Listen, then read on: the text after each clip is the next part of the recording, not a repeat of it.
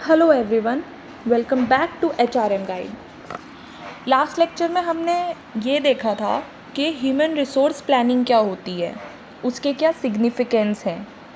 अभी इस वीडियो में हम देखने जा रहे हैं कि ह्यूमन रिसोर्स प्लानिंग प्रोसेस कैसे होती है, कोई भी ऑर्गेनाइजेशन ह्यूमन रिसोर्स प्लानिंग को करता कैसे है।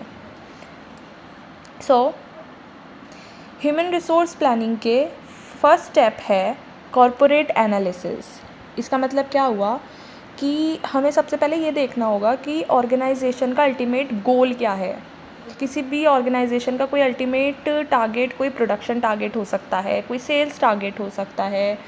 तो उस टारगेट को अचीव करने के लिए कितना मैन पावर, कितने एम्प्लॉयज़ रिक्वायर्ड है, ये सब एनालिसिस होती है कॉरपोरेट एनालिसिस में।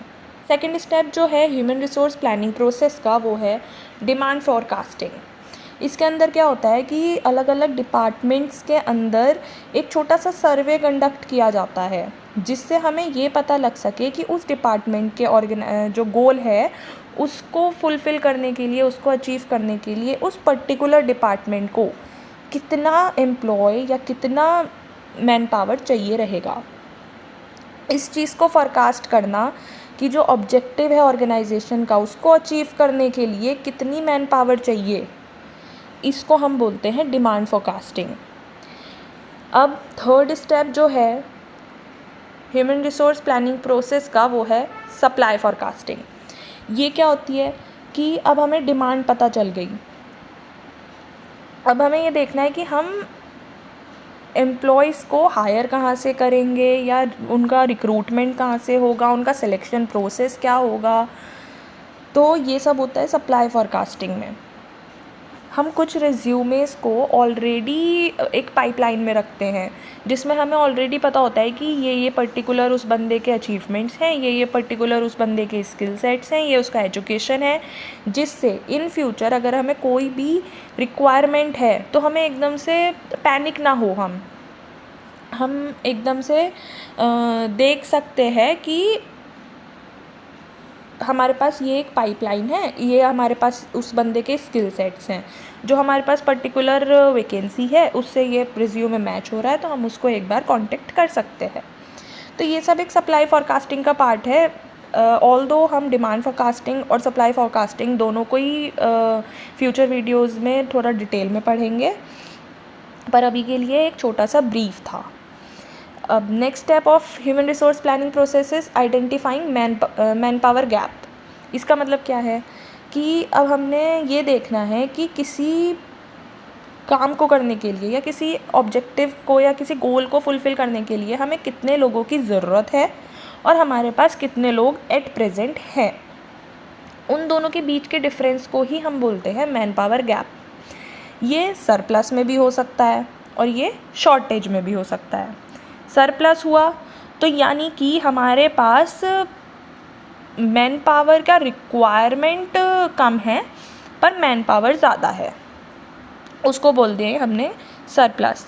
हमारे पास ये शॉर्टेज में भी हो सकता है। इसका मतलब क्या है? इसका मतलब ये है कि हमारे पास रिक्वायरमेंट तो कम है, रिक्वायरमेंट तो ज़्यादा है पर मैन पावर कम है, तो उसको बोलेंगे शॉर्टेज। अभी नेक्स्ट स्टेप क्या है? Preparing action plan.